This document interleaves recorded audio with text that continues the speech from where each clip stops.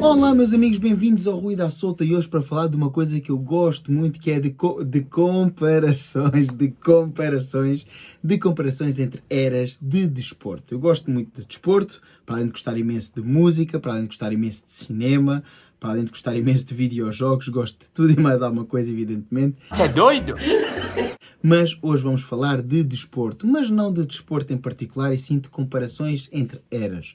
Ou seja, há muita vontade de se dizer que o piloto X ou o jogador X, se jogasse hoje em dia ou se corresse hoje em dia, era muito melhor do que aqueles que correm hoje em dia, ou se este jogador tivesse jogado no passado, também tinha dominado aquela era, ou se tivesse conduzido no passado, também dominava aquela era. Então eu vou separar aqui essencialmente os desportos em dois tipos de desportos, pois eu acho que realmente pode haver comparação em alguns desportos, mas acho que há desportos que não pode haver comparação e já vou passar a explicar porquê. Em primeiro lugar, um brinde à vossa. Agora já é mais fácil analisar. Aqui mais uns minutinhos já vou estar mais fresco para analisar, já vão ver. Mas agora falando sério. Porra, aquilo era forte. Julian! Mais forte do que eu estava à espera. Bom, falando de coisas sérias, desportos que podem se comparar de era para era. E quando eu estou a falar de era para era, não estou a falar só dos anos 90 para os 2000, ou dos 2000 para agora para os 2010 ou para os 2020. Estou mesmo a falar de comparações muito extrapoladas, por exemplo, quando falamos em alguns desportos sobre os jogadores, ainda quando a televisão era a preto e branco. Well, we think you'll see a big difference on black and white receivers. Com os pilotos quando ainda a televisão era a preto e branco, para os pilotos de hoje em dia ou para os jogadores de hoje em dia. Eu sinceramente acho que há alguns desportos que podem se comparar às eras porque simplesmente as regras não mudaram. E quando eu digo que as regras não mudaram é que, embora os materiais tenham mudado, embora, por exemplo, hoje haja melhores sapatilhas, haja melhores equipamentos e haja melhores utensílios, por exemplo, no caso do ténis, as raquetes são muito melhores, mais leves, mas as regras do jogo basicamente são as mesmas desde o início. E assim sendo, por exemplo, na corrida, correr é correr. Evidentemente que há melhores sapatos, que há melhor nutrição, que há melhor preparação física, mas correr é sempre correr. Run, Forrest, run! Run, Forrest!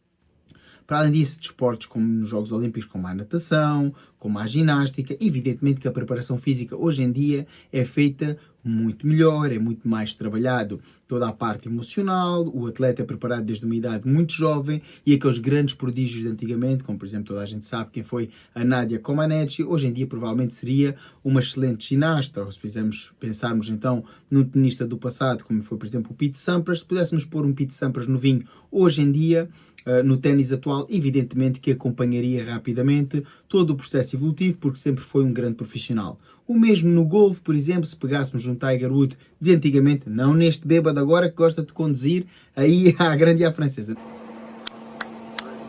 Não, estamos a falar de um Tiger Woods do início, evidentemente, se o puséssemos hoje em dia, no World Tour PGA, evidentemente que iria conseguir fazer bons resultados, porque iria adaptar-se rapidamente aos novos taques e aos novos equipamentos, por assim dizer.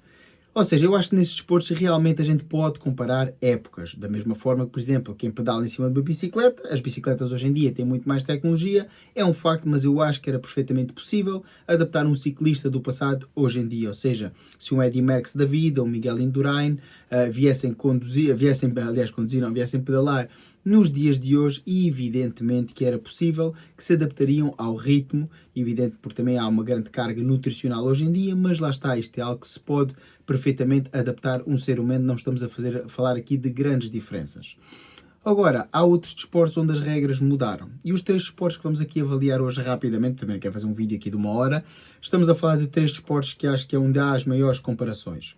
É o basquetebol, nomeadamente na NBA, temos também a Fórmula 1, onde se fala muito dos pilotos de antigamente e dos pilotos de agora, e no futebol.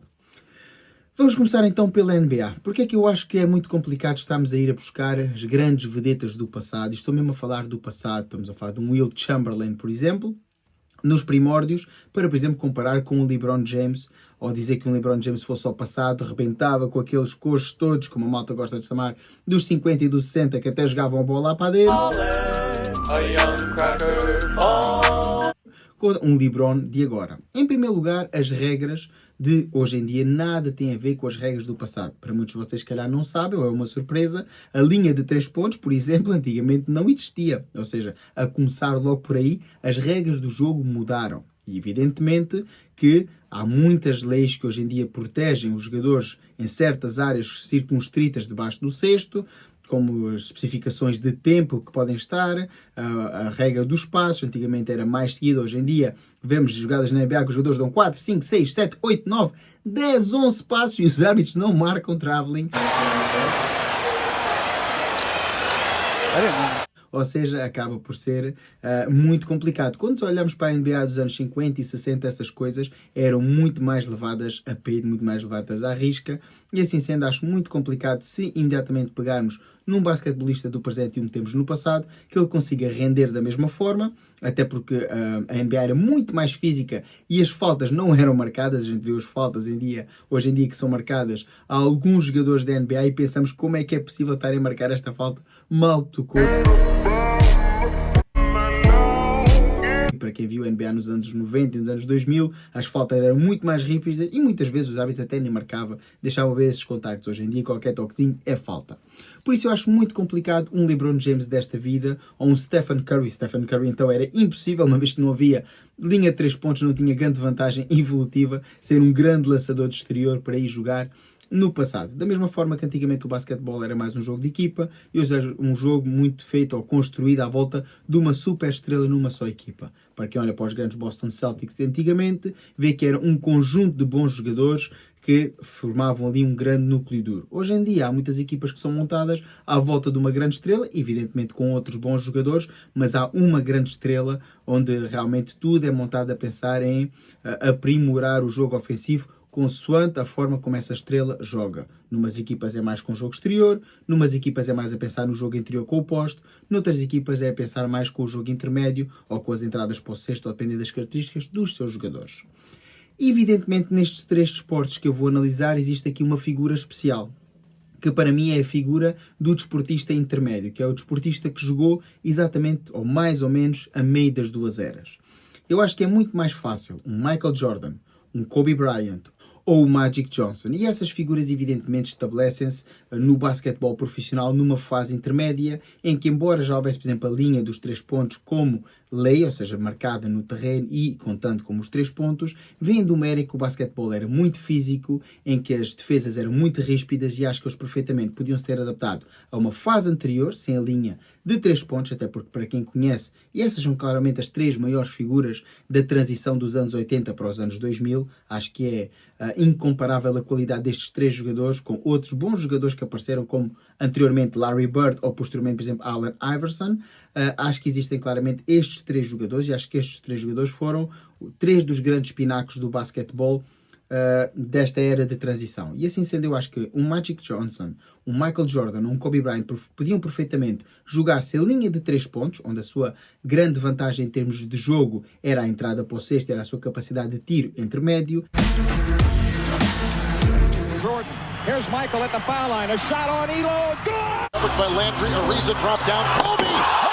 E claramente podiam jogar nos dias de hoje, pois tinham uma condição física fora do vulgar. Não todos os basquetebolistas, mas estamos só a falar aqui das grandes estrelas de uma era poderem se adaptar em outra era.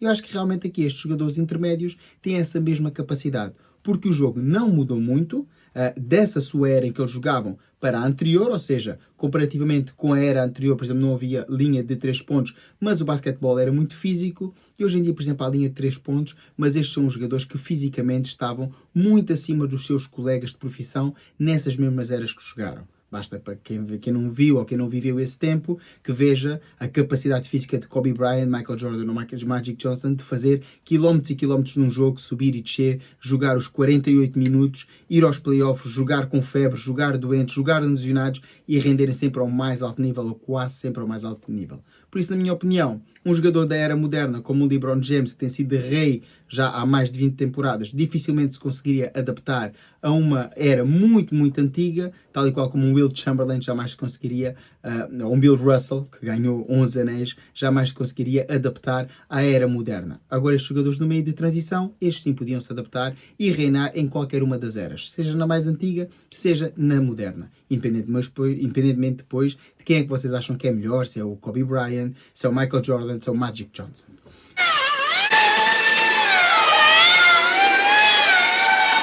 Agora mudando então para o mundo automóvel, que aqui também há muita desinformação quando se diz mas o Fangio ganhou 5 títulos de campeão mundial, por isso é muito melhor do que, por exemplo, um Max Verstappen que só tem 4, ou um Vettel que só tem 4, ou até inclusivamente um Fernando Alonso que só tem 2 campeonatos do mundo.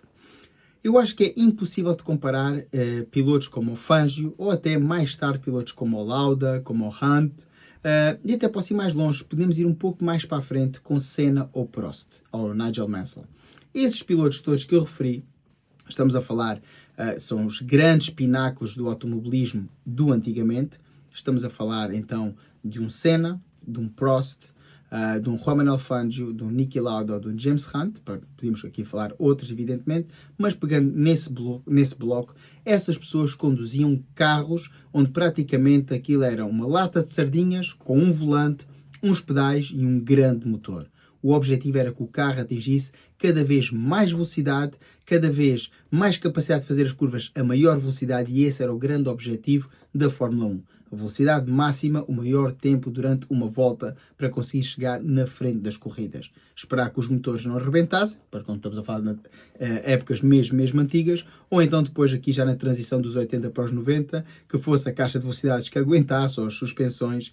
Mas realmente depois quando olhamos para os pilotos de hoje em dia, se olharmos para a última década, digamos assim, ou aliás para os últimos 15 anos, os pilotos que reinaram foram 3. Claramente Sebastian Vettel, depois tivemos Lewis Hamilton e depois Max Verstappen. Um com 4 títulos de campeão do mundo consecutivos. Depois tivemos então Lewis Hamilton, não consecutivos, mas alternados, alcançou 7 títulos de campeão do mundo. E depois tivemos então Max Verstappen com 4 títulos consecutivos. Mas estamos a falar de pilotos que exigiam muitas ajudas eletrónicas dos seus carros para poderem pilotar como pilotavam. Seriously? Yeah. E eu sinceramente acho que este tipo de pilotos, Vettel, Lewis Hamilton ou Max Verstappen, iriam ter muita dificuldade em adaptar-se claramente a esses carros onde praticamente era sentar-se e conduzir como se a vida dependesse disso mesmo. Pois lá está, as ajudas eram poucas e basta ver a quantidade de mortes que houve no mundo da Fórmula 1 antes de 94, ou até 94, o ano que morreu Ayrton Senna. E daí para a frente foram muito menores os acidentes que levaram então à perda de vidas na Fórmula 1. Estamos a falar na Fórmula 1 e não em todo o mundo automóvel. Evidentemente que eu acho muito complicado qualquer dos pilotos de antigamente hoje correr com as especificações, por exemplo, de 2026, a exigir muito da bateria, muito cálculo mental, porque essas pessoas tornaram-se grandes por serem muito boas em 2 partes do corpo, essencialmente, nas mãos e nos pés. Evidentemente que é a cabeça que controla tudo, e estou só aqui a simplificar, mas eram muito bons ao volante e eram muito bons no jogo de pés, na mudança entre o travar e o acelerar, entrar o mais tarde possível na curva a grande velocidade e sair o mais cedo possível para poder acelerar e serem os mais rápidos no asfalto. Hoje em dia implica muito cálculo mental, estar a pensar que a parte agora do circuito é que eu vou estar a poupar o meu motor e a bateria para poder ter mais potência naquela fase da corrida. É muito mais complicado. Já não se trata só de ser o mais rápido em pista, e sim de andar aqui a pensar quase no algoritmo como é que isto vai funcionar. E também nas estratégias. Hoje em dia o piloto depende muito da estratégia do seu engenheiro de pista. Antigamente não era tão assim. Evidentemente que sempre houve estratégias com as paragens em boxe e o poder voltar a pôr gasolina, mas essencialmente desde que a gasolina deixou de ser um problema. A little bit of a problem. Is that fuel splashing? Todos os pilotos vão para a pista com a mesma gasolina, isto já não são as coisas exatamente da mesma forma. E por isso é que antigamente nós podíamos ter pilotos com um carro mais fraquinho, como foi o caso dos inícios do Ayrton Senna, a chegar perto dos primeiros, inclusive ultrapassar os primeiros, e hoje em dia, só mesmo numa situação quase estapafúrdia, que podemos pensar que um carro do final do grid, como por exemplo um Cadillac em pleno 2026, ombrear com um Ferrari, com um Mercedes, com um McLaren, com um Red Bull, é impossível, porque as coisas não funcionam assim. No entanto, antigamente nós podemos ver nos inícios de Senna, ele com um carro muito mais fraquinho do que os Prosts desta vida conseguia então ombrear com os mesmos. Evidentemente, tal e qual como no basquetebol, existem os pilotos de transição.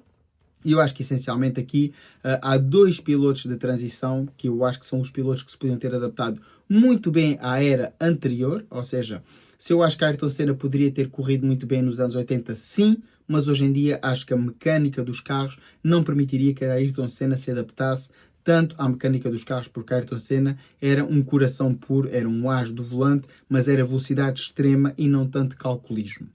Dois pilotos que eu acho que se poderiam ter adaptado perfeitamente a qualquer uma das eras. Um deles, graças a Deus, ainda podemos contar com ele nas pistas, que é Fernando Alonso, que é um piloto já com mais de 40 anos que continua a correr, e embora não tenha um bom carro, mas continua a ser reconhecidamente um bom piloto. E acho que neste caso, Fernando Alonso, claramente, hoje em dia ainda se consegue adaptar, e acho que se tivesse vindo 15 anos antes, também poderia ter corrido nessa mesma fase, lá está, por ser um piloto de transição. E o outro nome, evidentemente, estamos a falar de Michael Schumacher. Michael Schumacher, que ganhou 5 títulos consecutivos entre 2000 e 2004, ou seja, 2000, 2001, 2002, 2003 e 2004 com a Ferrari. Evidentemente que já tinha ganho 2 títulos com a Benetton no início dos anos 90, e eu acho que realmente era um piloto que podia ter corrido perfeitamente nos anos 80, mas também depois é possível que tivesse conseguido correr nos anos 2010 ou 2020, porque era um piloto que esteve numa fase de transição, onde começaram a aparecer as primeiras ajudas a sério para o comportamento do carro em pista, já correu numa era em que já não havia reabastecimento de gasolina e onde os carros já não eram exatamente umas latas de sardinhas com um grande motor e um set de pneus. Por isso, sinceramente, eu acho que estes dois pilotos, a par de um ou outro que foi muito bom nessa era, como por exemplo o caso de Mika Häkkinen, poderiam ter corrido perfeitamente nas duas eras. Uma vez mais, temos aqui os pilotos de transição. E agora então, começando ou falando no desporto que cria mais quesília e que muitas vezes gera maior discussão, será que Pelé hoje em dia ainda era o rei Pelé? Ou será que Cristiano Ronaldo nos anos 60 seria o Cristiano Ronaldo, o bicho? Ou que Messi seria, como muitos dizem, porque dizem que é o melhor da história, será que Messi podia jogar em 1960 e brilhar ao mais alto nível? A minha resposta é clara: não. E eu sei que a minha resposta é polémica, mas continuo a dizer não. Eu disse pra você calar a sua boca e não falar comigo antes de eu porra de você! Cala a sua boca! Jamais poderiam jogar os jogadores de antigamente na era moderna ou os jogadores modernos na era de antigamente. As coisas não funcionam assim e uma vez mais falaremos nos jogadores de transição. Ora, falando aqui talvez nos dois jogadores que podemos considerar como os melhores jogadores da antiguidade. Eu digo isto por ser português, muitos acharão que o Eusébio pode não entrar nestas contas. Eu vou usar Eusébio da Silva Ferreira e evidentemente vou usar o Rei Pelé, considerado por muitos o melhor jogador da história ou o melhor jogador, pelo menos do tempo antigo. Claro que há outros nomes, como por exemplo Franz Beckenbauer, que também poderíamos englobar neste lote, mas eu vou jogar apenas com Pelé e Eusébio. Pelé e Eusébio foram claramente os melhores jogadores da sua geração, não tenho qualquer dúvida, foram dois jogadores fantásticos, que se respeitavam imenso e quer um, quer o outro elogiaram várias vezes, quer Eusébio Pelé, que era reconhecidamente nessa altura o melhor jogador do mundo, mas o próprio Pelé também disse que Eusébio era claramente o seu sucessor e ia ser o melhor jogador do mundo. Estamos a falar de jogadores que ganharam a bola de ouro e ainda hoje em dia Pelé continua a ser o único com 3 mundiais ganhos. Ora, o que é que acontece? Nesse tempo as regras eram iguais? Não eram. As regras não eram iguais. Em primeiro lugar, não havia substituições. Em segundo lugar, a forma como jogavam futebol era muito, muito violenta. A quantidade de porrada que estes jogadores levavam, mas também a forma como estes jogadores jogavam e os terrenos em que jogavam permitiam que pudessem ser muito superiores aos seus adversários. E o que é que eu quero dizer com isto? Eusébio e Pelé tinham uma condição física muito superior, uma qualidade técnica muito superior, um poder de remate muito forte, comparativamente com os seus colegas daquele então.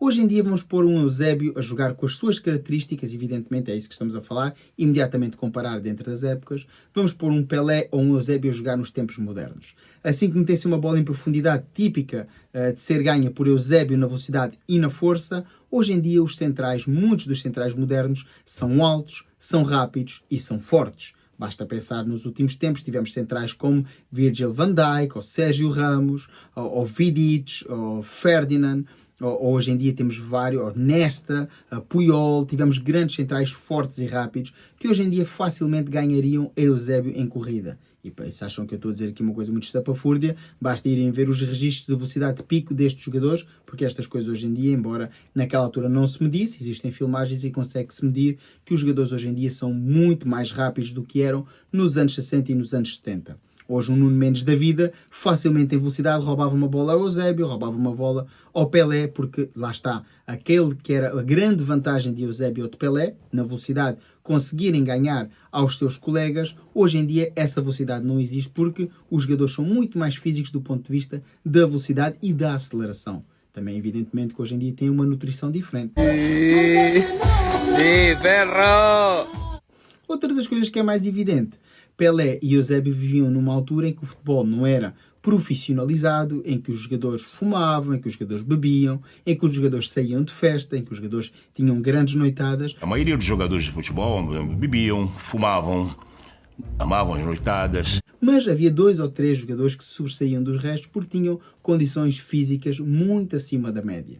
Hoje em dia era impensável pensarmos que um Eusébio ou um Pelé podiam fazer as vidas que faziam naquele então, nos dias de hoje, até porque não seria permitido. E isso foi a grande magia desses mesmos jogadores. Da mesma forma que se tentarmos pôr um Messi ou um Cristiano Ronaldo, 2 jogadores completamente diferentes, mas claramente os melhores jogadores dos últimos 20 anos, por assim dizer, um muito tecnicista, com futebol muito floreado, o outro com futebol muito mais físico, muito mais eficiente, virado de cara ao golo. Ora, se Cristiano Ronaldo podia ter jogado no antigamente, em termos de velocidade, sim, era um jogador super rápido, que até se podia ter sobressaído relativamente aos defesas daquela altura. Agora, atenção a uma situação. Hoje em dia, protege-se muito mais os jogadores. As faltas são assinaladas, existem VAR, existem substituições, os jogadores são poupados ao longo de uma época, os jogadores nem sempre jogam todos os minutos. É verdade que nos tempos áureos Ronaldo e Messi jogavam todos os minutos, mas estamos a falar num futebol muito mais protegido, num futebol muito mais apoiado, em que realmente os jogadores, quando levavam pancada, por assim dizer, os adversários eram mostrados com cartões amarelos e com cartões vermelhos. E houve muitos adversários de Ronaldo ou de Messi a serem expulsos. Para quem vê imagens do tempo de Pelé ou de Eusébio, a gente bem viu as trancadas que aqueles coitados levavam e como é que aqueles joelhos acabaram. E os hábitos estavam nem por aí. Quantas vezes vê Eusébio levar uma porrada, uma pantofada que não lembra a ninguém, ou o Pelé, e o hábito mandar seguir como se isto fosse perfeitamente normal. Jogar também nos campos de antigamente, ou seja, pegar no Ronaldo hoje em dia, ou no Messi, que se queixam quando a relva já está um bocadinho maior do que é normal, jogar naqueles autênticos batatais, naqueles autênticos pantanais em inverno. Ou jogar na neve com a nevar que não se via tão poucas linhas do campo. Era impensável, meus amigos, tentar pôr um Ronaldo ou um Messi a jogar nos tempos anteriores, porque não eram protegidos pelos hábitos, levavam muito mais porrada e não valia a pena se queixar porque era o normal e os terrenos de jogo não tinham as condições. Para além disso, o grande pontapé de Ronaldo, ou os grandes livros diretos de Messi, ou os grandes livros diretos de Ronaldo, como queiram ver, são feitos ou foram marcados com bolas com tecnologia de ponta e não com uns sacos feitos de cabedal, porque aquilo era literalmente um saco de cabedal, que quando chovia pesavam 10 kg e que eram irregulares e que não mantinham trajetórias mais ou menos lineares na altura do pontapé. Por isso, sinceramente, se eu acho que esses jogadores se adaptavam, não. Agora, dito isto, evidentemente voltamos ao mesmo, jogadores de transição. E aqui vou escolher 2 ou 3 figuras que eu acho que são figuras mais ou menos consensuais que poderiam-se ter dado perfeitamente nas 2 eras. E vou escolher aqui 3 jogadores. Aqui no futebol, ao contrário da Fórmula 1, que é um círculo bem mais fechado, ou no caso também do basquetebol, da NBA, que é um círculo muito mais fechado, o futebol abrange milhões ao longo de todo o globo e há muitos mais jogadores de transição do que aqueles que eu vou referir. Mas eu vou referir 3 nomes, porque acho que são 3 nomes dos anos 70, 80, depois vou falar aqui de um dos anos 80, 90 e depois vou-vos falar aqui no ano de 90, 2000, para vocês verem que não estou a pegar só aqui numa década, são 3 décadas e acho que são esses 3 jogadores, como exemplo dessas décadas, que se podiam ter adaptado perfeitamente ao futebol de hoje em dia, onde claramente só melhoraram as condições, quer em termos de equipamento esportivo, quer em termos de qualidade de jogo, porque realmente as equipas estão mais bem preparadas, teriam melhores colegas de equipas, mas também esses jogadores já tinham uma condição física muito acima da média e permitiria jogar nos dias de hoje, mas também têm uma condição física e jogaram numa era em que não havia tantas ajudas nem tanta nutrição associada que poderiam ter brilhado nas épocas anteriores, ou seja, na década de 50, 60 ou 70, na minha humilde opinião. E os 3 nomes que vou utilizar é assim, Johan Cruyff, a gente sabe quem foi o Cruyff, não só como treinador, mas como jogador, o homem que inventou o futebol total. Depois, a seguir, vou pegar no Cisne de Utrecht, ou seja, Marco van Basten, para mim o melhor avançado que eu vi jogar na década de 90, sem qualquer dúvida. E depois vou pegar no avançado, aliás, no final da década de 80 e início de 90, e depois vou pegar no melhor jogador que eu vi jogar no final da década de 90, princípio dos 2000, e estou a falar de Ronaldo Nazário, alias Ronaldo Gordo. Estes 3 jogadores eram 3 jogadores com condições futebolísticas acima dos seus colegas de época. E claramente, nessas décadas, ou seja, 70, 80, 80, 90 e 90, 2000, estes para mim são os 3 maiores ícones desse desporto. Evidentemente que o melhor jogador dessas 3 décadas, mais ou menos, é Diego Armando Maradona. E é o 4º jogador que claramente se podia ter adaptado. Primeiro, à época primária, porque realmente quem viu os primeiros jogos de Maradona em Espanha bem viu a porrada que ele levou. Aliás, há um célebre jogo, um Atlético Bilbao-Barcelona, que aquilo é uma batalha campal autêntica e acaba mesmo com porrada entre todos os jogadores, devido à dureza das faltas. A Maradona também lhe partiram uma perna em campo numa entrada violentíssima, um jogador do Atlético Bilbao, e assim sendo, pois, evidentemente, acho que era um jogador que podia ter jogado nesse futebol mais rude, mais duro. E hoje em dia poderia se adaptar pela grande qualidade futebolística que tinha e também pelas suas boas condições físicas. A grande diferença para mim entre Maradona e Cruyff, Van Basten ou Ronaldo, e não, atenção que Cruyff, Van Basten e Ronaldo também tinham uma vida noturna acelerada e é bem conhecida, não só também depois o pormenor de alguns deles fumarem e beberem demasiado, mas eram 3 jogadores extraordinários. Diego Armando Maradona, aqui a grande dificuldade nos dias de hoje, para mim, teria a ver mais com os controles antidópingos, pois toda a gente sabe o abuso de substâncias que fazia El Pelusa. Mas dito isto, estes 4 jogadores, acho que são 4 jogadores de transição bastante exemplares, futebol bastante distinto, um mais fixo, um mais rápido, um mais do meio campo, um mais tecnicista, mas acho que são 4 jogadores que pela sua condição física, capacidade de observação e visão de jogo e também por execução técnica podiam ter brilhado, quer na era atual, quer na era mais antiga, até porque acho que iriam beneficiar de ter bolas mais leves hoje em dia e certo tipo de preparação física, e antigamente acho que estavam fisicamente preparados e habituados mais que bem desde os seus inícios na fase de formação para poder jogar na década, por exemplo, de 50, 60 ou início de 70, que era bem mais física e onde exigiam muito mais dos jogadores, uma vez que não os protegiam e também não havia substituições. É mesmo? É! Foda-se! E é isto, meus amigos, esta é a minha opinião, gostava de ouvir a vossa nos comentários, não sei se tem uma opinião diferente da minha, não sei se acham que alguns jogadores da era moderna, pilotos da era moderna, ou jogadores de basquetebol da era moderna podiam brilhar no antigamente, não sei se concordam com estas figuras da transição, se há mais aquela figura que eu me esqueci, que vocês acham que é demasiado óbvia, que pudesse jogar, por exemplo, dos tempos modernos nos antigos, ou dos antigos nos modernos, ou alguma figura importantíssima do período de transição, que eu me tenha esquecido, quer seja na NBA, quer seja na Fórmula 1, ou quer seja, como é evidente, no mundo do futebol. E é isto, meus amigos, não vos aborreço mais, está feito então o vídeo, espero que tenham gostado, se for o caso dá o like, comenta, partilha e subscreve, já sabes como é que estas coisas funcionam, deem sempre a vossa ideia, porque ao fim e ao cabo é isso que interessa, falar, compartilhar ideias, fazer ruído à solta.